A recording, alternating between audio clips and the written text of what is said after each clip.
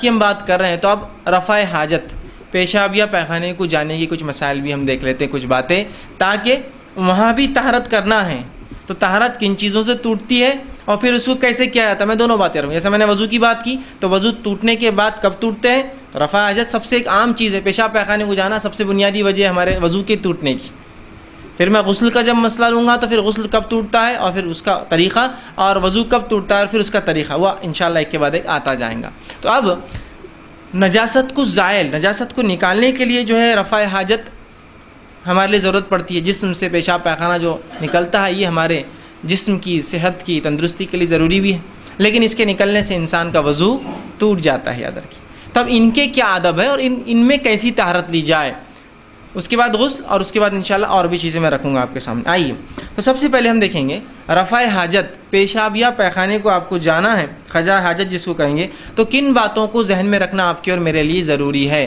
ورنہ ان چیزوں میں ہم بڑی بد احتیاطی کرتے ہیں اور بہت ساری گندگی اور پتہ نہیں کیا کیا مسئلے، بیماریاں اور پریشانیاں، یہ صرف ان چیزوں کو احتیاط نہیں کرنے سے ہوتی. معلوم آپ کو، ہاتھ بغیر دھوئے کے کھانا کھا لے رہے ہیں، پیشاب پیخانے میں پانی کی کوئی تمیز نہیں ہے، نہیں ہم تو فلاں کلچر سے متاثر ہے تو کوئی کاغذ استعمال کر رہا ہے نا، کوئی فلاں چیز استعمال کر رہا ہے. پانی میں نے کیوں کہا پانی اور مٹی صرف دو چیزیں پاک کر سکتی ہے، مطلب آپ کاغذ مت لائیے بیچ میں، آپ دوسری چیزیں مت لائیے بیچ میں، آپ اصل یہی بنیاد ہے. لیکن ہم فلاں کلچر سے متاثر ہے تو ہمارے لیے تو پانی کی ضرورت ہی نہیں ہے، ہم پانی کو بچانے کو آپ کو ضرورت نہیں ہے. اللہ جس نے اس دنیا کو بنایا اس نے کسی حکمت کے ساتھ ہی یہ تمام احکامات ہم کو اور آپ کو دیے، ٹھیک ہے. تو ہمیں ان چیزوں کی فکر کرنے کی زیادہ ضرورت نہیں جو اللہ کا ذمہ ہے، ہم وہ فکر کریں اپنے اعمال کی جو ہمارا ذمہ ہے، ٹھیک.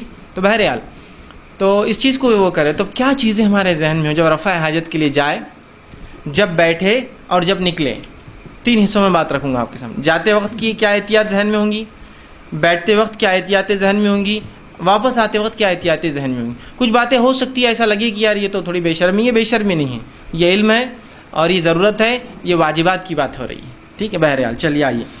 تو سب سے پہلی چیز کہ انسان جب رفع حاجت کو جائے، پیشاب یا پیخانے کے لیے جائے، تو انسانی نظروں سے دور جائے. نبی اکرم صلی اللہ علیہ وسلم کی طرف سے روایت میں آتا جب آپ رفع حاجت کو جاتے تو بہت دور جاتے کہ ہم میں سے کوئی بھی آپ کو دیکھ نہیں پاتا.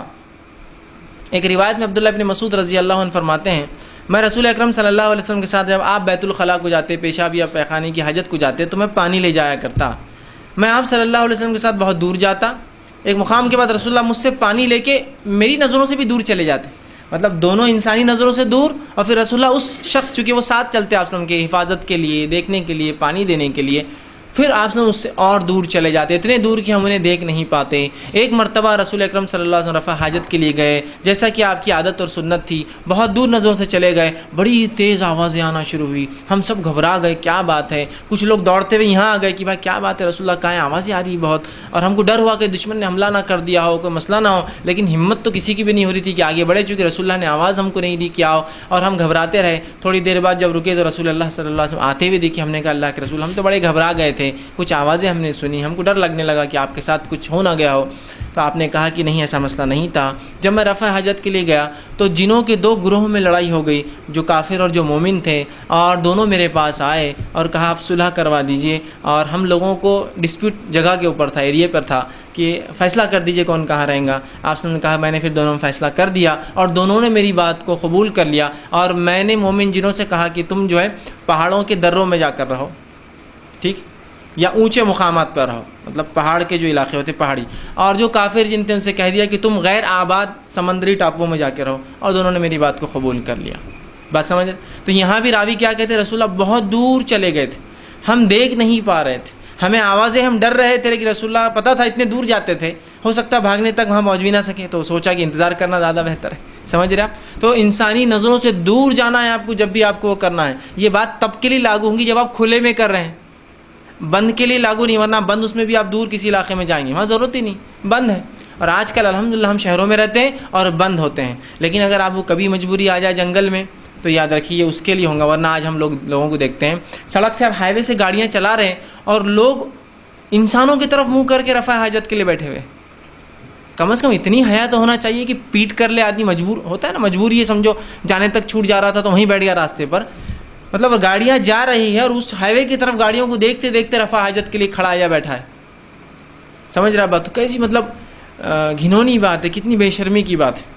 مطلب شرم و حیا کا تقاضا انسانیت بھولتی جا رہی ہے، اور پھر وہی جانور اور جس کو ہم کہیں گے اینیمل انسٹنکٹ اپنے اندر واپس جگا رہی ہے، جو جانوروں کی خصلت کہیں گے، ننگا ہونا، جسموں کو دکھانا. یہ آدم کی اولاد اور آدم کی اور انسانوں کی فطرت نہیں ننگا ہونا، یاد رکھیں. اس کا فطری تقاضا ہی نہیں یاد رکھیں. سمجھا؟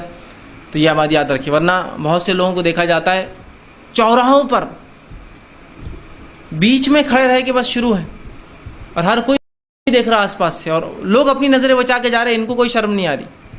سمجھ رہا؟ چوراہوں پر نکڑوں پر کھڑے رہ کے طہارت ہو رہی ہے. کم از کم اگر ایسی ضرورت تھی تو کہیں دور جاتے. نکڑ چوراہوں پر لوگوں کے گھروں کو طہارت کا مقام بنا دیا آپ نے. ایک جگہ سے میں گھر سے میرا گزر ہوا تو وہاں اوپر لکھا ہوا تھا، یہاں دیکھو گدھا مت رہا ہے، بڑا ایسا بورڈ لگا ہوا تھا، اور نیچے 2 آدمی پیشاب کرتے کھڑے تھے. میں نے کہا ماشاء اللہ. وہاں انہوں نے لکھ دیا، چونکہ ان کے گھر کے پاس لوگ پیشاب کر رہے تھے، اتنا تنگ کر دیا، تو انہوں نے وہاں لکھ دیا تھا تاکہ کم از کم وہ لوگ ذلیل تو ہو کہ دیکھو گدھا مت رہا ہے. ٹھیک ہے، لیکن اس کے بعد بھی لوگوں کو شرم نہیں، کھڑے ہیں وہاں. سمجھ رہے ہیں؟ تو بہت احتیاط کیجیے. ٹھیک ہے. تو نظروں سے دور جانا، یا عام زبان میں کہوں گا اپنے گھروں میں تو دروازوں کا مکمل بند ہونا اس میں جا کے، تاکہ کوئی دیکھ نہ سکے، کوئی آ نہ جائے. ٹھیک. چلیے دوسری چیز کا لحاظ، اس حالت میں کوئی ایسی چیز ساتھ نہ رکھے جس پہ اللہ کا ذکر یا اللہ کا نام واضح لکھا ہو.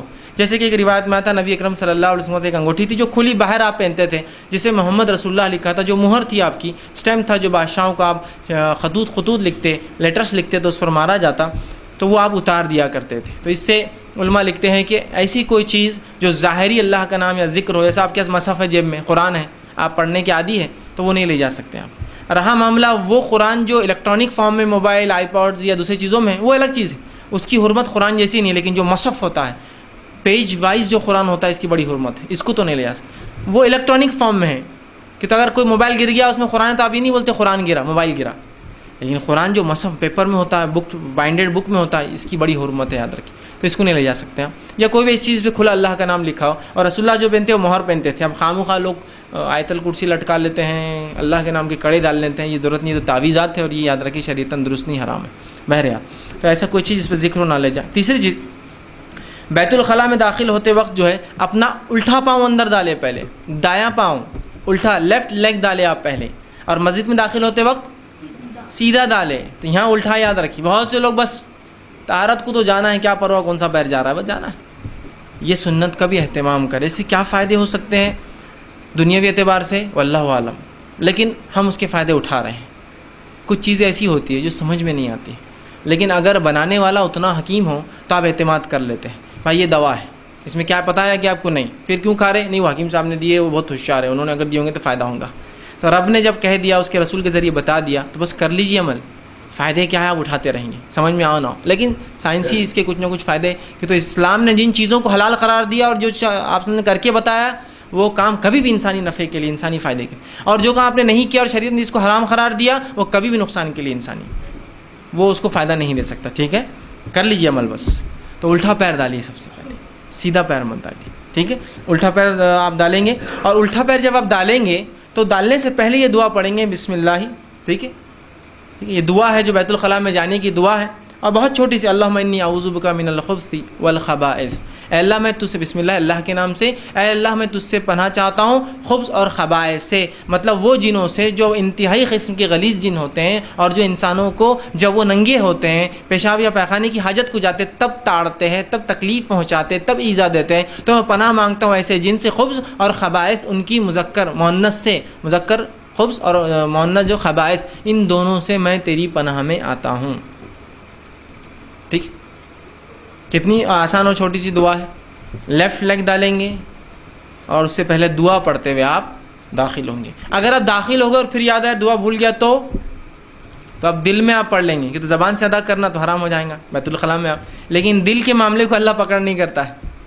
جو خیالات دل میں آتے ہیں اللہ پکڑ نہیں کرتے، لیکن اچھا خیال ایک دعا ہی آئیں گی نا، تو دل میں پھر کر لیجیے. ہوتا ہے بہت سے لوگ جا کے، ارے کیا کروں، تو دل میں. آپ زبان پہ لانا تو حرام ہے آپ کے لیے، چونکہ آپ بیت الخلاء میں، وہاں نہیں ہو سکتا. آپ دل میں آپ پڑھ لیجیے. ٹھیک ہے، تو آپ دل میں پڑھیں گے اس وقت، لیکن آپ زبان سے ادا کرتے پہلے اندر جو ہے داخل ہوں گے. اسی طرح چوتھی چیز، زمین سے قریب ہونے سے پہلے اپنے کپڑے کو نیچے یا اوپر نہ کریں. دونوں باتیں ہو سکتی ہیں.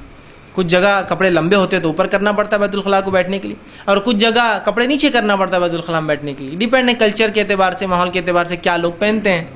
اگر کسی نے سوپ پہن رکھا ہو لمبا جو جھبا ہوتا ہے اب تو وہ اوپر کریں گا، لیکن وہیں کسی نے پینٹ پہنا ہو تو نیچے کریں گا. تو میں دونوں باتیں کہوں گا، اوپر یا نیچے کرنے سے پہلے اتنے جھک جائے کہ اگر امکان ہو کہ کہیں سے نظریں پڑتی ہو، چونکہ کچھ جگہ سمجھ لیجیے بیت الخلاء گاؤں میں آپ چلے جائیے 4 فٹ کی دیوار ہوتی ہے بیت الخلاء کی، سمجھ رہے ہیں، یا 3 فٹ کی دیوار ہوتی ہے، نیچے بیٹھ جائے تو نہیں دکھیں گا.